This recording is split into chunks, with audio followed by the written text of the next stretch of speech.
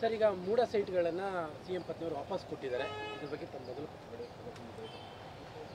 2.5 ತಿಂಗಳ ಹಿಂದೆ ಈ 14 ಸೈಟ್ಗಳನ್ನು ಏನು ಅಕ್ರಮವಾಗಿ ಪಡ್ಕೊಂಡಿದ್ದೀರಿ ಅದನ್ನು ವಾಪಸ್ ಕೊಟ್ಬಿಡಿ ಸರ್.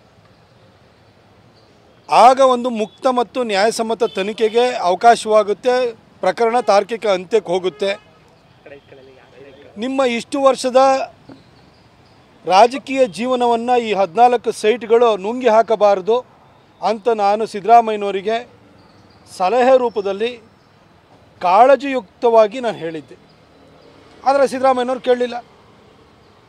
ಇವಾಗ ಇಡೀ ಕೇಸು ದಾಖಲಾದ ನಂತರ, prevention of money laundering act ಲಾಗೂ ಆದ ನಂತರ ಈಗ ಹಿಂದಿರುಗಿಸುವಂಥ ಕೆಲಸ ಮಾಡಿದರೆ. 2.5 ತಿಂಗಳ ಹಿಂದೆ ಕೊಟ್ಟಿದ್ದಿದ್ರೆ ಸಿದ್ದರಾಮಯ್ಯ ಸಾಹೇಬರೇ, ಇವತ್ತು ನೀವು ನಿಮ್ಮ ವಿರುದ್ಧ ಪ್ರಾಸಿಕ್ಯೂಷನ್ಗೆ ಅವಕಾಶವೂ ಆಗ್ತಿರಲಿಲ್ಲ.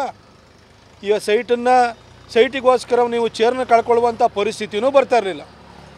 ನೀವು ಸೂಕ್ತವಾದಂತಹ ಸಲಹೆಗಾರರನ್ನ ಜೊತೆಲಿ ಇಟ್ಕೊಳ್ಳೋದಲ್ಲೇ ಬರೀ ನಿಮಗೆ ಬಹುಪರಾಕ್ ಹಾಕೊಳ್ಳೋರನ್ನ ಇಟ್ಕೊಂಡು ಹೋಗಿದ್ದರಿಂದಾಗಿ ನಿಮಗಿಂಥ ಪರಿಸ್ಥಿತಿ ಬಂದಿದೆ.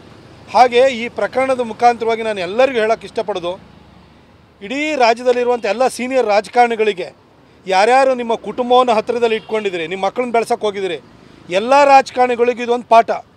ಕೆಂಗಲ್ ಹನುಮಂತಯ್ಯನವರಿಂದ ಸಿದ್ದರಾಮಯ್ಯನವ್ರಿಗೂ ನಿಮ್ಮ ಕುಟುಂಬದವರೇ ನಿಮ್ಮ ವರ್ಚಸ್ಸಿಗೆ, ನಿಮ್ಮ ಕುರ್ಚಿಗೆ ಕಳಂಕವನ್ನು, ಧಕ್ಕೆಯನ್ನು ತಂದಿಟ್ಟಿರುವಂಥವ್ರು.